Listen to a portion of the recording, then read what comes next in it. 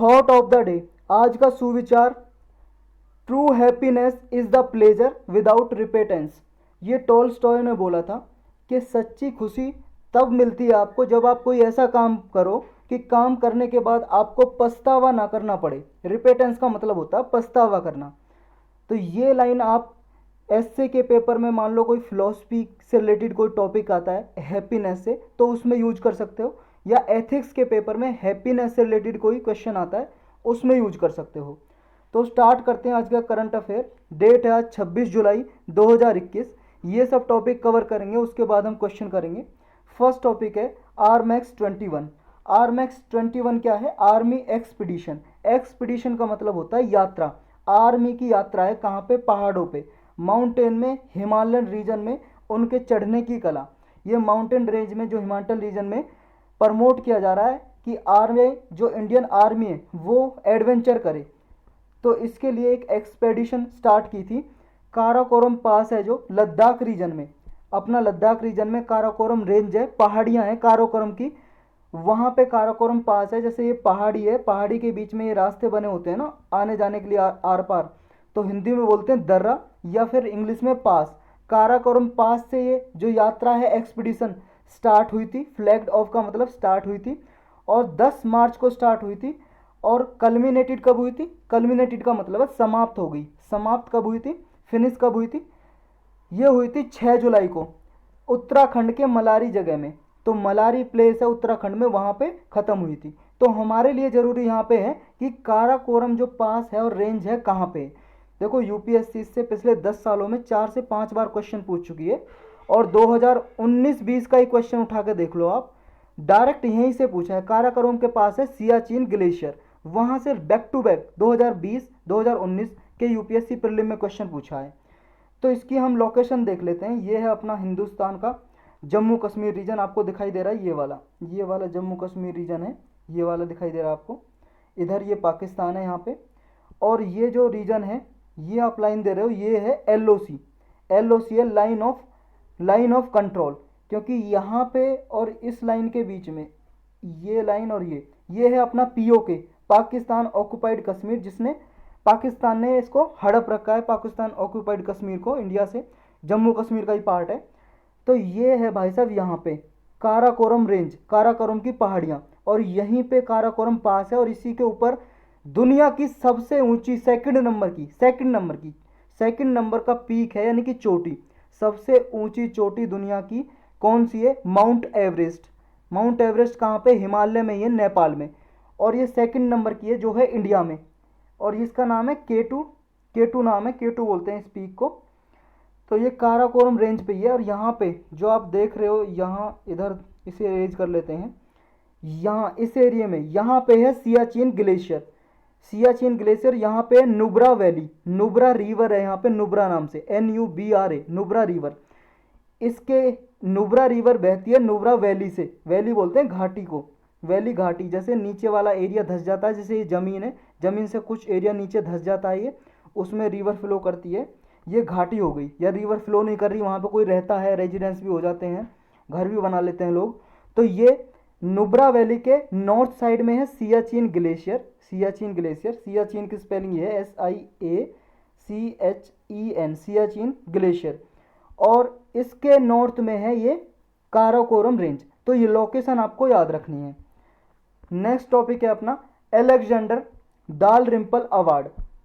ये अवार्ड इसलिए न्यूज में आया क्योंकि अभी जो गवर्नमेंट ऑफ इंडिया का चीफ हाइड्रोग्राफर है उसको दिया गया।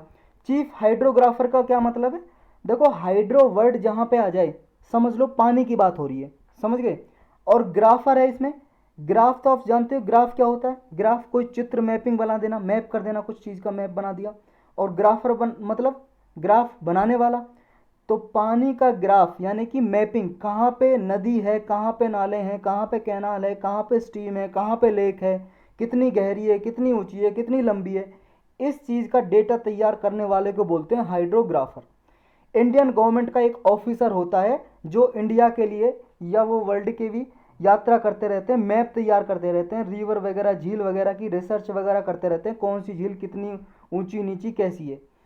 तो इंडिया का जो ऑफिसर है चीफ हाइड्रोग्राफर, उसको ये अवार्ड दिया गया अभी। ये अवार्ड मिला है। कौन देता है इस अवार्ड को? British high commissioner, British high commissioner देता है इसको, अलेक्जेंडर दालरिम्पल अवार्ड। जो ये अवार्ड है ना, इस आदमी के नाम पे रखा गया, अलेक्जेंडर दालरिम्पल। ये सबसे पहला हाइड्रोग्राफर माना जाता है, सबसे पहला हाइड्रोग्राफर जिसने मैप वगैरह ये तैयार किया था हाइड्रोग्राफी का। ये जो पानी के जितनी भी स्ट्रीम हैं, रिवर हैं, लेक हैं, सर क्रीक मतलब क्रीक्स हैं, सबके बारे में इसने लेख सबसे पहले तैयार किया था। ये फर्स्ट हाइड्रोग्राफर के नाम से जाना जाता है इस आदमी को, और इसी के नाम पे बनाया ये अवार्ड। कब बनाया ये अवार्ड? 2006 में, 2006 में ये अवार्ड बनाया। जो रिसिपेंट है, मतलब जिन्हें भी ये अवार्ड मिलता है, वो सिलेक्ट किए जाते हैं अगर उन्होंने हाइड्रोग्राफी में या कार्टोग्राफी में, कार्टोग्राफी मतलब मैप तैयार करना, जोग्राफिकल मैप वगैरह, या नेविगेशन में अराउंड द वर्ल्ड कुछ अच्छा काम किया है, कुछ अच्छा मैप तैयार किया है, तो ये अवार्ड दिया जाता है। नेक्स्ट टॉपिक है हमारा right to be forgotten in India. Forget का मतलब होता है भूल जाना, ये थर्ड फॉर्म है राइट टू बी फॉरगॉटन, मतलब भूलने का अधिकार। क्या भूलने का अधिकार है यहाँ पे? देखो, अभी दिल्ली हाई कोर्ट में एक पिटीशन डाली, याचिका, आशुतोष कौशिक नाम के एक आदमी है, सेलिब्रिटी हैं ये, इन्होंने डाली। इन्होंने कहा कि इंटरनेट पे मेरे जो भी वीडियो हैं, फोटोग्राफ है, कोई भी आर्टिकल है, उसे रिमूव किया जाए, उसे हटाया जाए। यानी कि राइट टू बी फॉरगॉटन क्या हो गया कि उसे अधिकार होगा जो भी उसका इंटरनेट पे डेटा या कहीं से भी किसी भी डॉक्यूमेंट से वो अपना नाम या जानकारी हटवाना चाहता है इंटरनेट से, उसकी हटाई जाए। तो ये अभी याचिका डाली दिल्ली हाई कोर्ट में। क्यों डाली इसने, क्यों डिमांड की है? डिमांड इसलिए की है क्योंकि भाई साहब इसको साइकोलॉजिकल पेन हो रहा था, मतलब ये डायलेमा में जा रहा था, स्ट्रेस हो रहा था, दबाव हो रहा था मेंटली, कि मेरे कुछ बेकार चित्र, फोटोग्राफी और वीडियोज़ वगैरह पड़े हुए हैं इंटरनेट पे, उन्हें हटाया जाए। तो ये पिटीशन में बोला कि मेरी कुछ मिस्टेक हैं पर्सनल लाइफ की, उन्हें लोगों को उजागर नहीं किया जाए, इंटरनेट पे नहीं डाला जाए। मुझे पेन होता है, दुख होता है, तो मेरी सारी नॉलेज जो पब्लिक डोमेन में है उसको हटाया जाए, ये बोला इसने। अब ये राइट टू बी फॉरगॉटन है क्या, इसके बारे में थोड़ा पढ़ लेते हैं। देखो, राइट टू बी फॉरगॉटन है जो, वो राइट टू प्राइवेसी का ही पार्ट है, इंडिविजुअल की राइट टू प्राइवेसी यानी कि निजता का अधिकार। और आप सबको पता है राइट टू प्राइवेसी एक फंडामेंटल राइट है। ये सुप्रीम कोर्ट 2017 के अपने वर्डिक्ट में, एक फैसले में, डिसीजन में डिक्लेयर कर चुका है। उस केस का नाम था पुट्टास्वामी केस। पुट्टास्वामी केस में कहा सुप्रीम कोर्ट ने कि right to privacy is a fundamental right under article 21।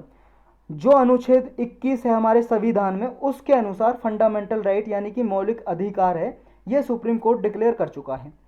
जब फंडामेंटल राइट डिक्लेयर हो जाता है, आप सबको पता है उसका फ़ायदा क्या मिलता है। अगर मान लो किसी भी केस में आपको दर्ज करना हो कोर्ट में, तो सबसे पहले आपको डिस्ट्रिक्ट कोर्ट में जाना पड़ता है। फिर अगर डिस्ट्रिक्ट कोर्ट ने डिसीजन दे दिया, उसके डिसीजन से आप संतुष्ट नहीं हो, सेटिस्फाई नहीं हो, तो हाई कोर्ट में, फिर सुप्रीम कोर्ट में जाओगे। ऐसा प्रोसीजर होता है स्टेप बाय स्टेप। लेकिन अगर आपका फंडामेंटल राइट का वायलेशन हो रहा, उल्लंघन हो रहा है, कोई मान लो आपके राइट टू प्राइवेसी का उल्लंघन कर रहा है, तो क्या है, मान लो आप बाथरूम में नहा रहे हो भाई साहब, आपकी वीडियो बना ली, आपकी राइट टू प्राइवेसी का उल्लंघन कर दिया, तो डायरेक्ट सुप्रीम कोर्ट में उसके खिलाफ केस कर सकते हो आप। ये हो गया राइट टू प्राइवेसी।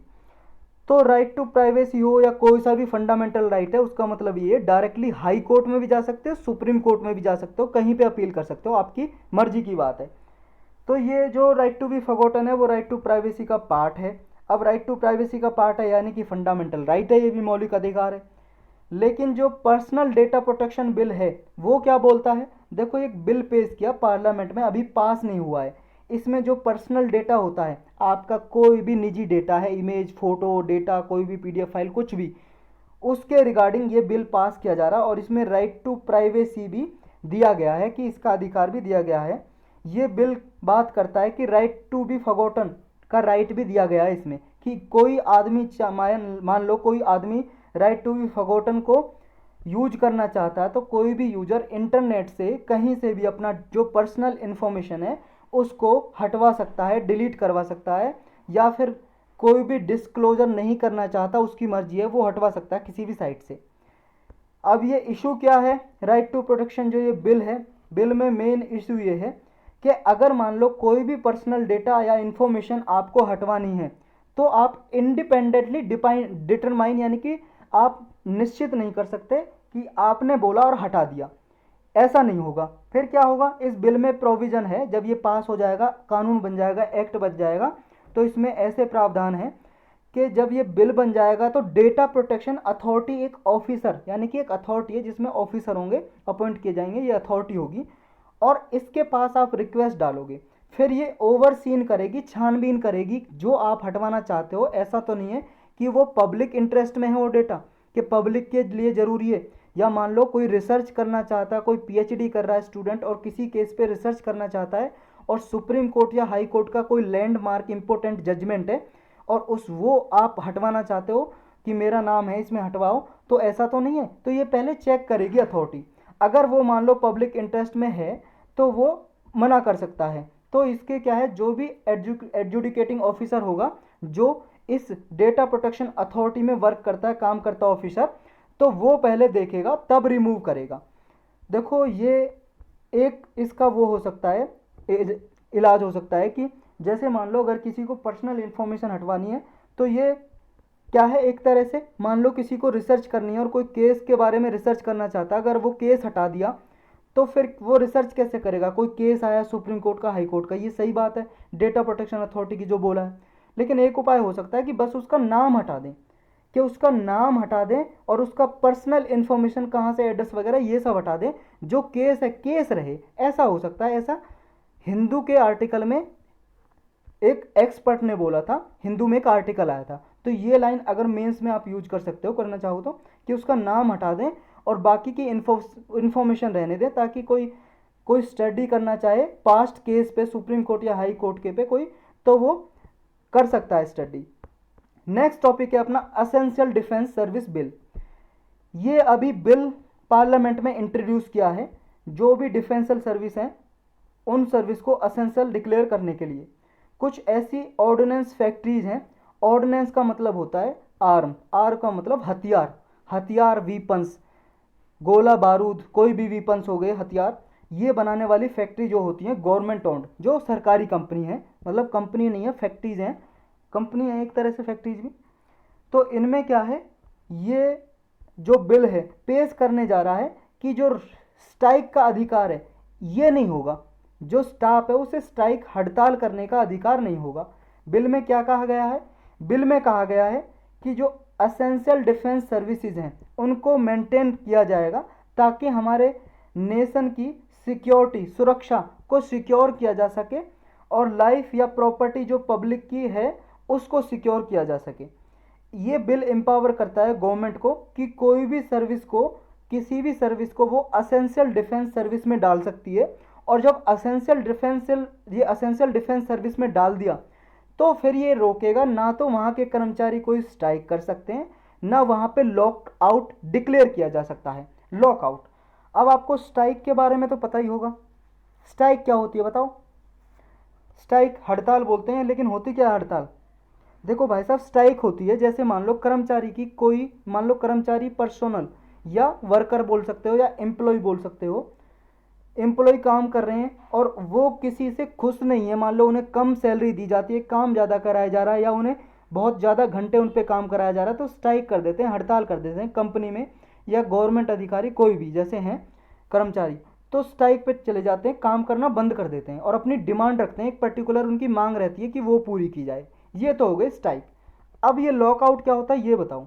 जो भी लॉकआउट के बारे में बताएगा उसे एक 5 रुपये वाली 5 स्टार की चॉकलेट दी जाएगी। बताओ, कोई भी नहीं बता पाया, अब आपकी चॉकलेट मिस हो गई।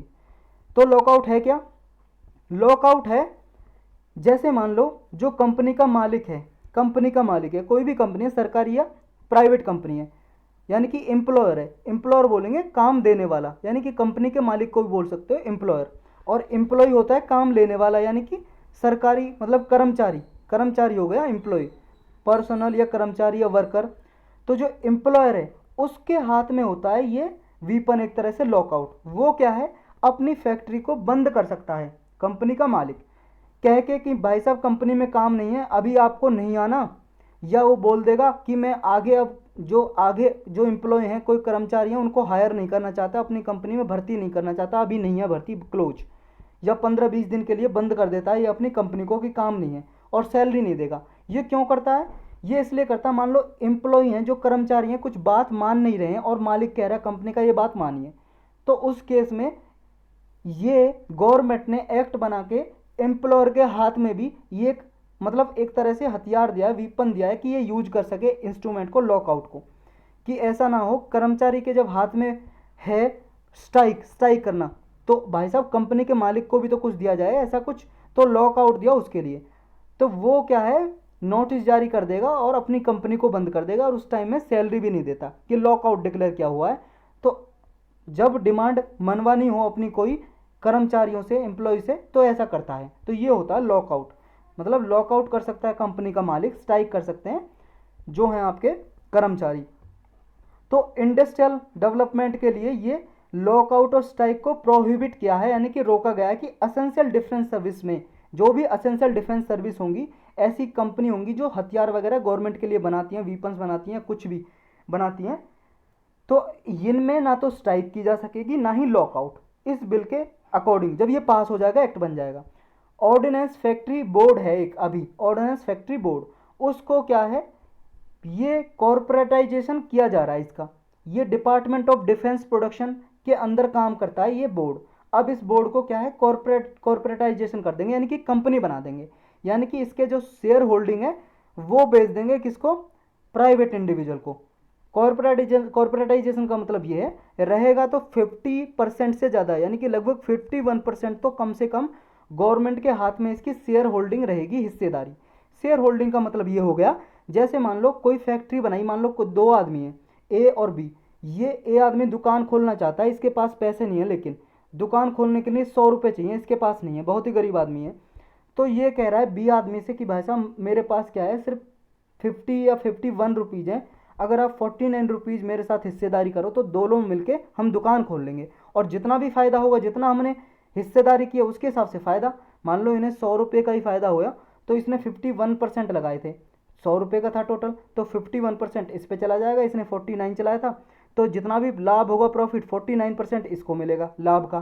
तो इस तरह से गवर्नमेंट कंपनियों का भी जैसे ये है बोर्ड है, गवर्नमेंट की हिस्सेदारी थी सारी, अभी तो गवर्नमेंट के अंडर काम करता था, लेकिन अब जैसे कॉर्पोरेटाइजेशन कर देंगे तो इसमें क्या होगा जो हिस्सेदारी है गवर्नमेंट की ज़्यादा हो जाएगी, यानी कि लगभग 51% गवर्नमेंट की रहेगी और प्राइवेट इंडिविजुअल के हाथ में भी चली जाएगी, अभी सारी की सारी किसके हाथ में, गवर्नमेंट के हाथ में, तो कॉर्पोरेटाइजेशन भी करेंगे इसका। 41 ऐसी फैक्ट्रीज हैं एम्यूनिशन की, एम्यूनिशन वही हथियार वीपन्स को ही बोलते हैं, जिनके ऐसे मतलब कॉर्पोरेट एंट्रीज मतलब एंटिटीज, यानी कि कॉर्पोरेट एंटिटीज यानी कि कंपनी बना सकते हैं जिन्हें। गवर्नमेंट ने क्लेम किया है कि ये मूव क्या है, अगर इनका कॉर्पोरेटाइजेशन किया जाएगा, कंपनी बनाया जाएगा इनको, तो इससे क्या है इनकी एफिशिएंसी और अकाउंटेबिलिटी में इम्प्रूवमेंट आएगा, ये गवर्नमेंट का कहना है। ये भी अनाउंस किया है कि जो फेडरेशन है, जब इस ये अनाउंस किया है गवर्नमेंट ने, तो बहुत सारी फेडरेशन है वो क्या है स्ट्राइक पे चली गई, उन्होंने इंडेफिनिट स्ट्राइक लॉन्च कर दी है वो, क्योंकि जो भाई साहब फेडरेशन का मतलब है जो ऑर्डिनेंस फैक्ट्री बोर्ड हैं इनके कर्मचारी हैं लगभग 70,000 से 70,000 से भी ज़्यादा इनमें काम करते हैं, तो उन्होंने स्ट्राइक कर दी है। जैसे मान लो अगर भाई साहब प्राइवेट कंपनी की हिस्सेदारी आएगी तो वो भी तो अपने रूल्स नियम वगैरह इनमें चेंज करवाएगी, उसके हिसाब से काम चलेगा, यानी कि इनकी जो कंडीशन है वो क्या उसमें सर्विस कंडीशन में चेंज हो सकता है, इसलिए ये स्ट्राइक कर रहे हैं, हड़ताल कर रहे हैं ये कर्मचारी या फेडरेशन है जो इन कर्मचारियों की, वो ये 30 जून को essential defence service ordinance pass किया था, प्रमलगेट किया था। ऑर्डिनेंस का मतलब आप सब जानते हो, आर्टिकल 123 के अंदर president on the advice of council of minister headed by PM ये ऑर्डिनेंस जारी कर सकते हैं, एक लॉ की तरह ही काम करता है, जैसे पार्लियामेंट से लॉ बनाते हैं, कोई कानून बनाते हैं। अब किस किस को अफेक्ट करेगा, ये प्रभावित करेगा जो अभी बिल लाया जा रहा है, जब एक्ट बन जाएगा लगभग 70,000 से ज़्यादा इसमें कर्मचारी हैं जो 41 ऐसी ऑर्डिनेंस फैक्ट्रीज में काम करते हैं, तो उनको अफेक्ट करेगा। अभी नीड क्या है ऐसी करने की, नीड इसीलिए है कि क्या है अभी जो इंडिजिनस प्रोडक्शन होती है डिफेंस हार्डवेयर या इक्विपमेंट की, उनका टारगेट ये है कि हम सेल्फ रिलायंस रहें, हमारे देश में ही बने इतना, तो इतना प्रोडक्शन हो नहीं पाता है, तो इसलिए किया जा रहा है कि जो असेंशियल डिफेंस सर्विस हैं जितने भी हमारे नेशन की सिक्योरिटी के लिए बहुत ज़रूरी हैं, तो ये हमारे देश में प्रोडक्शन किया जाए, इसका प्रोडक्शन बढ़ाया जाए और इनका मेंटेनेंस किया जाए, और ऐसी सर्विसेज जो हैं असेंशियल हैं उन्हें डिफेंस सर्विस में डाला जाए। तो यही था इस टॉपिक में। नेक्स्ट है अपना स्पेशलिटी स्टील। ये स्पेशलिटी स्टील क्या है? देखो स्टील आप सब लोग जानते हो, और ये स्पेशलिटी स्टील क्या है, उसी में कुछ क्या है, पार्टिकल कुछ मिला देते हैं, कुछ मेटल इंक्लूड कर देते हैं, या उसकी देखो कोटिंग कर देते हैं। एक प्रोसेस होते हैं कोटिंग, प्लेटिंग और हीट ट्रीटमेंट देते हैं, उसे हीट प्रोवाइड करते हैं, जिससे क्या है उसकी क्वालिटी बहुत ही अच्छी बन जाती है स्टील की। उसी हायर क्वालिटी को बोलते हैं स्पेशलिटी स्टील। अब ये न्यूज में इसलिए आया क्योंकि गवर्नमेंट की आपने पढ़ी होगी product linked incentive scheme, PLI scheme, product linked incentive scheme. Incentive का मतलब होता है प्रॉफिट, एक तरह से बेनिफिट। तो जो ये स्कीम सबसे पहले चलाई थी इलेक्ट्रॉनिक्स जो इक्विपमेंट है, इलेक्ट्रॉनिक्स जो भी मान लो सामान बना रहे हैं, प्रोडक्ट बना रहे हैं, उनके लिए, जैसे मोबाइल फ़ोन हो गए, कि जो भी कंपनी ज़्यादा से ज़्यादा हमारी कंट्री में मोबाइल बनाएगी या इलेक्ट्रॉनिक्स इक्विपमेंट बनाएगी, उसको गवर्नमेंट सहायता देगी, पैसों से सहायता करेगी, और देंगे उसे, और सहायता देंगे, और प्रोडक्शन करो। तो ये अब बाद में और सारी स्कीम के लिए भी, और सारी फैक्ट्रियों के लिए स्कीम मतलब एक्सटेंड कर दी, बढ़ा दी।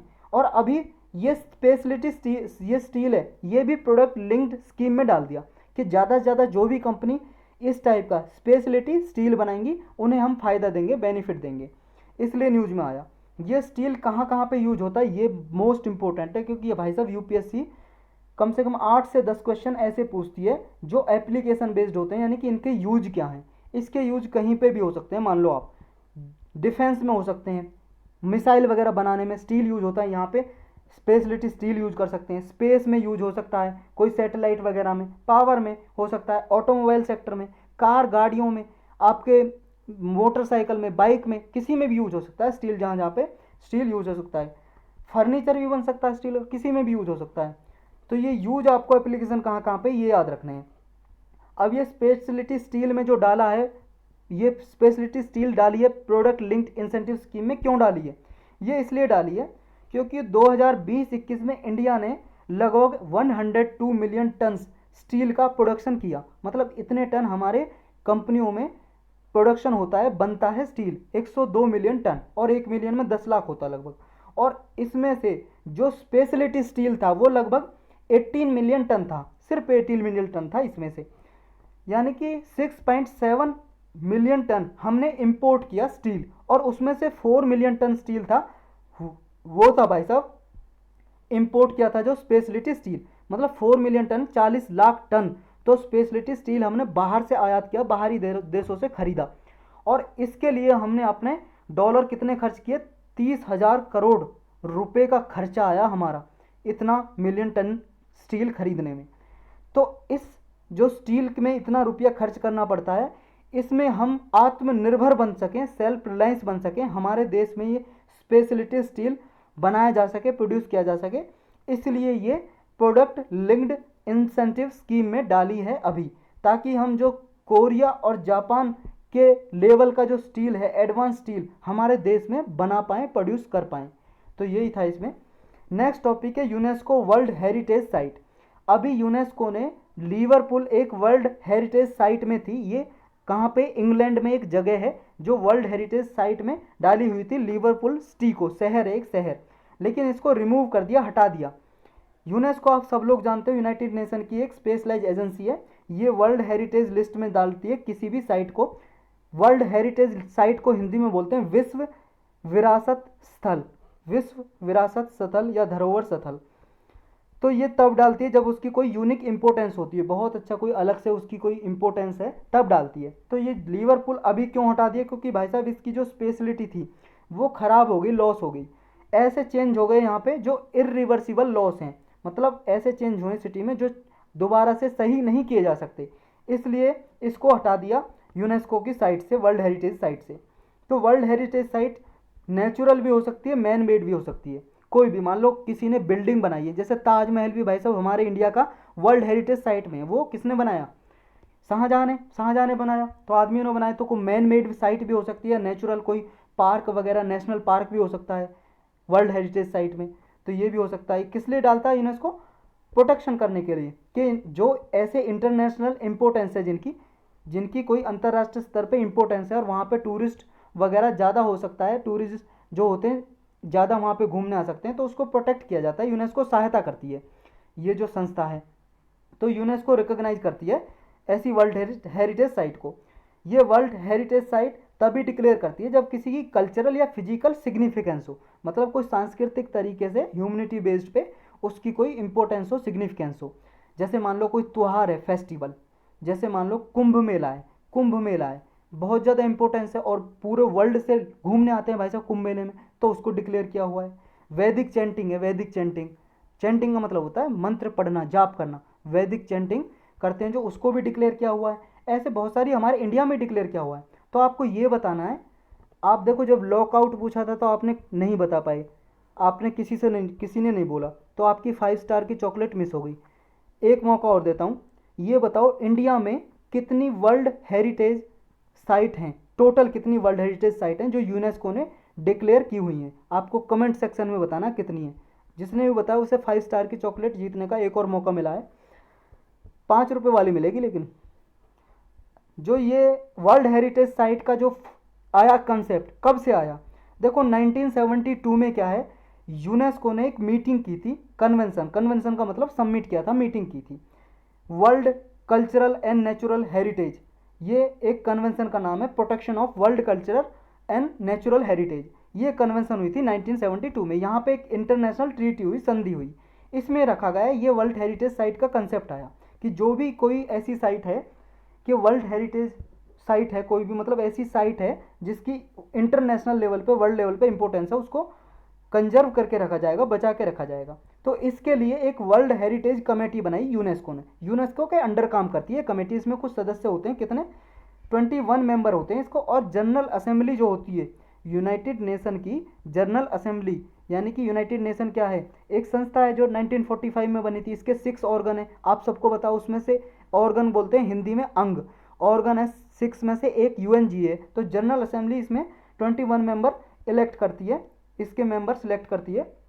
तो ये मेंबर चलाते हैं वर्ल्ड हेरिटेज कमेटी को, और यही साइट को कौन सी साइट रहनी है ये रिकमेंडेशन करते हैं और फिर डिक्लेयर करता है यूनेस्को वर्ल्ड हेरिटेज साइट में, ताकि उसको कंजर्व या प्रिजर्व करके रखा जाए।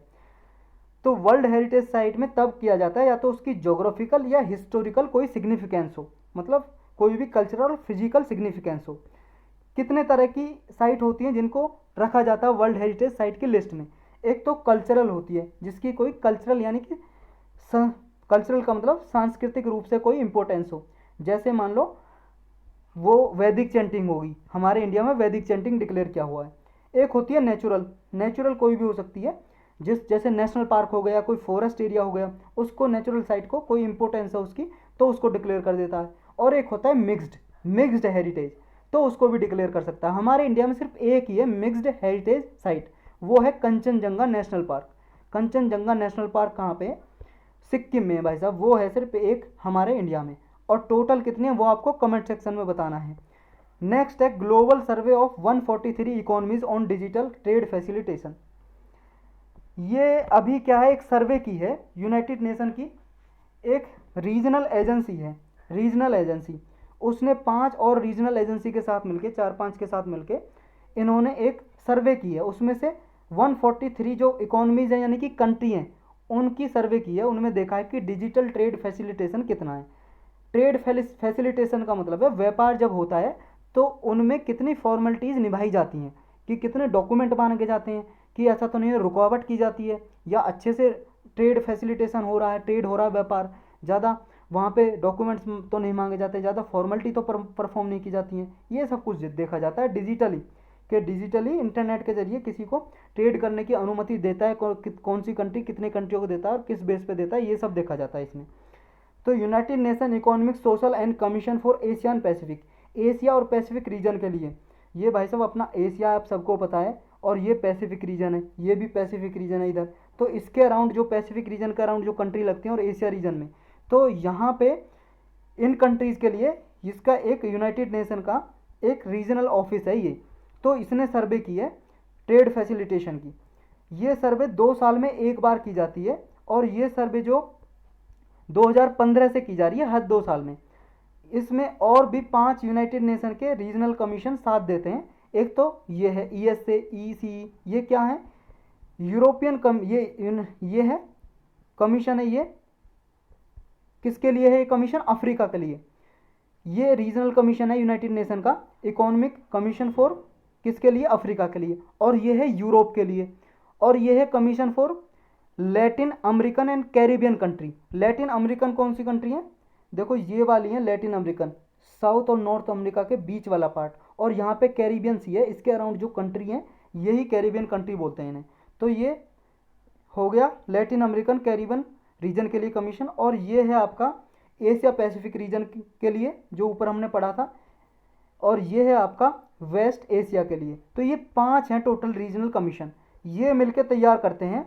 और 2021 का जो सर्वे उसने असेसमेंट किया है 58 ट्रेड फैसिलिटेशन मेजर्स का इसने सर्वे किया है, मतलब ऐसे 58 मेजर्स जो लेते हैं कंट्रीज डब्ल्यूटीओ के हिसाब से। ऐसे डब्ल्यूटीओ का एक ट्रेड फैसिलिटेशन एग्रीमेंट है, उसमें कुछ मेजर्स लेते हैं कि ये आप डॉक्यूमेंट्स रखोगे, इस तरह से परमिशन दोगे, ट्रेड जब होगी एक दूसरे कंट्री के बीच में, तो इनको मेजर किया है, इन पे सर्वे की है। इंडिया की क्या परफॉर्मेंस रही है, देखो इंडिया ने 90.32% सिक्योर किया है, और जो कि 2019 में 78 पॉइंट कुछ परसेंट किया था, मतलब इंडिया का जो स्कोर है इंक्रीज हुआ है लास्ट टाइम से, ये आपको याद रखना है बस, इसमें भले ही परसेंटेज याद ना रहे, इंक्रीज हुआ है। और इंडिया के 5 की इंडिकेटर हैं जिनमें ये स्कोर रहा है।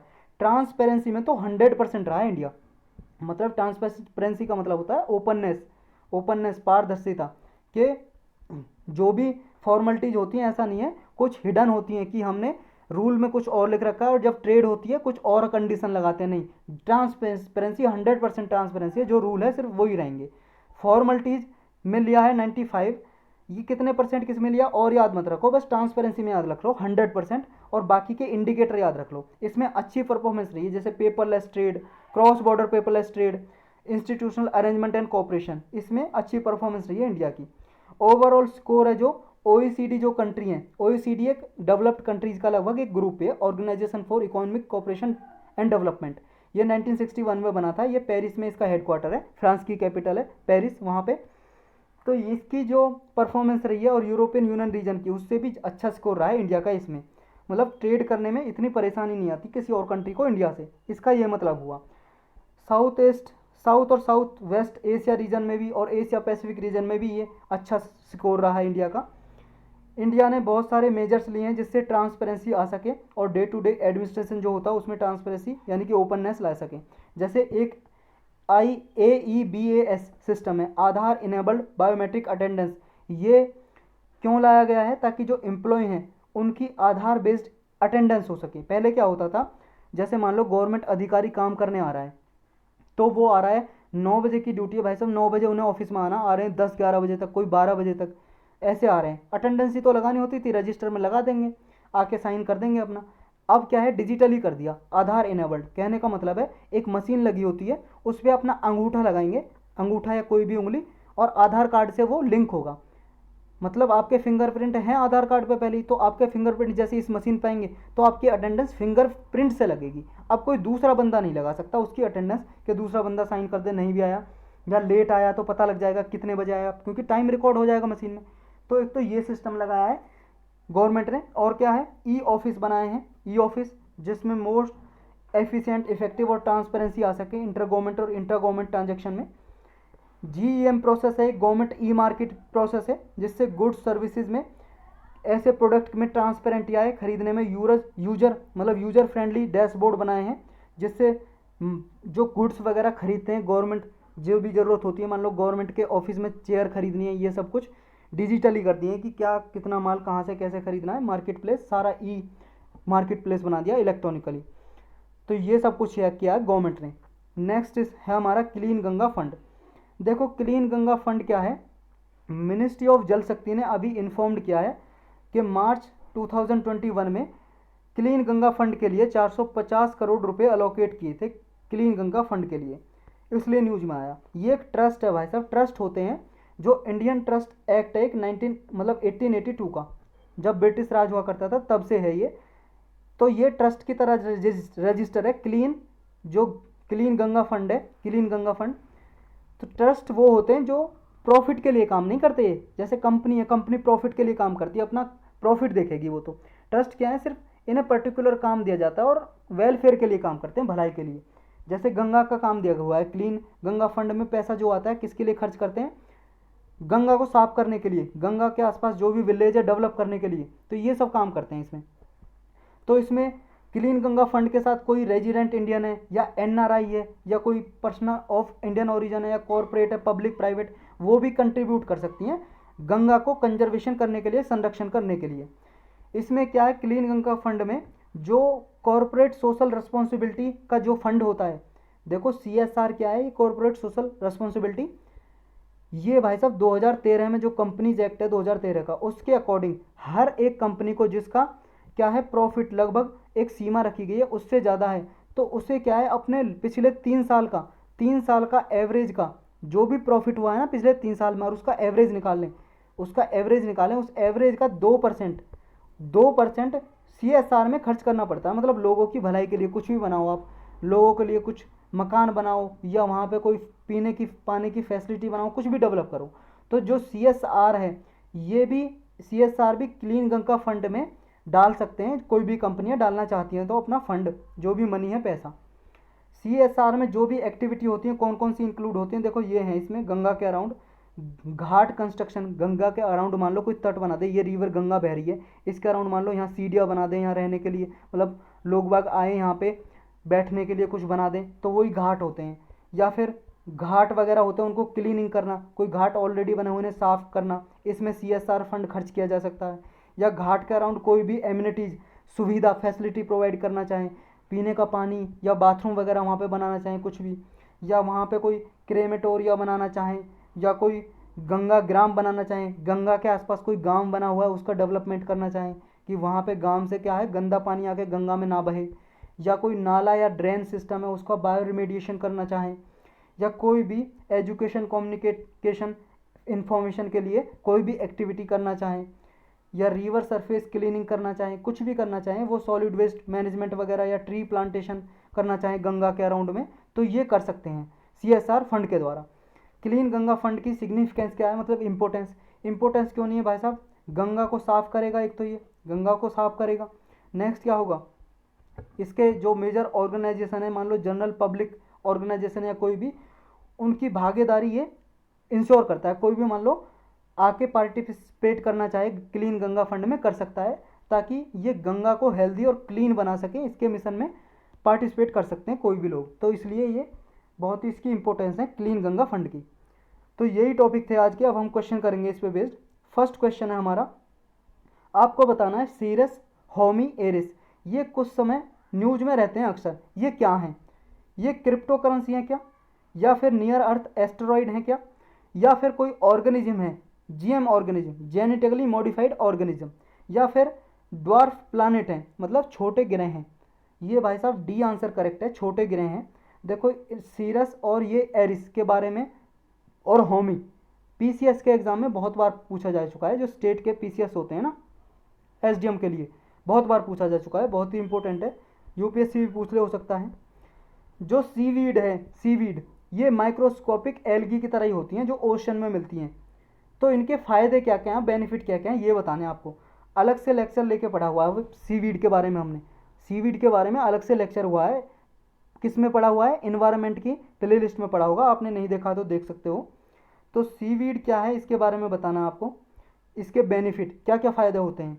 ये क्या है, जो भी मैरीन ऑर्गेनिज्म होते हैं, जो भी पानी में समुद्र में जीव रहते हैं, उनके लिए खाने का काम करता है ये, मतलब उनका खाना है ये सीवीड, एक तरह घास सी होती है, घास टाइप की, ग्रास टाइप की। ये फर्टिलाइज़र के लिए यूज हो सकता है, प्लांट के लिए मतलब खाद की तरह।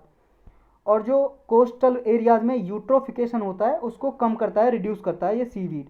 यूट्रोफिकेशन होता है नाइट्रोजन फास्फोरस इंडस्ट्रीज से, या जो खेत हैं खेत में जो यूरिया DAP डालते हैं ना, उसमें नाइट्रोजन फास्फोरस होता है, और वो बह के अगर समुद्र में या किसी वाटर बॉडीज में आ जाए तो वहाँ पे एल्गी का प्रोडक्शन बढ़ जाता है, उसी को बोलते हैं यूट्रोफिकेशन।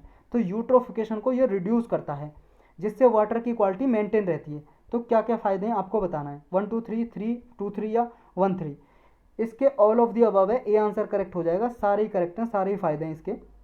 नेक्स्ट आपको बताना है इंडियन कॉन्स्टिट्यूशन के फीचर, जो फेडरल फीचर में कौन कौन से आते हैं, फेडरल फीचर के बारे में बताना आपको, फेडरल कौन कौन से फेडरल फीचर के रिगार्डिंग करेक्ट है।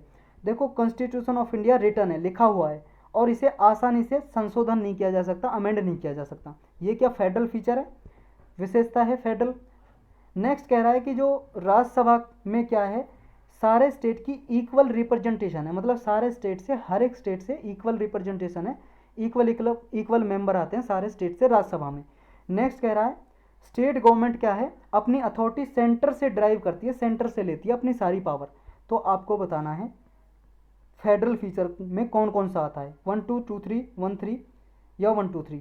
देखो फेडरल फीचर में कौन कौन सा आता है ये नहीं ढूंढ पाओगे आप, क्यों? क्योंकि ऊपर पूछा है कि कौन सा नहीं आता है, नोट फेडरल फीचर में कौन सा नहीं आता है। अब बताओ कौन सा नहीं आता है। देखो भाई साहब, दूसरा नहीं आता, तीसरा नहीं आता, पहला आता है, तो हमारा आंसर हो जाएगा 2 3, हमारा आंसर हो गया बी। देखो रिटर्न कॉन्स्टिट्यूशन है हमारा फेडरल फीचर में आता है और इसे आसानी से अमेंड नहीं किया जा सकता, संशोधन नहीं किया जा सकता।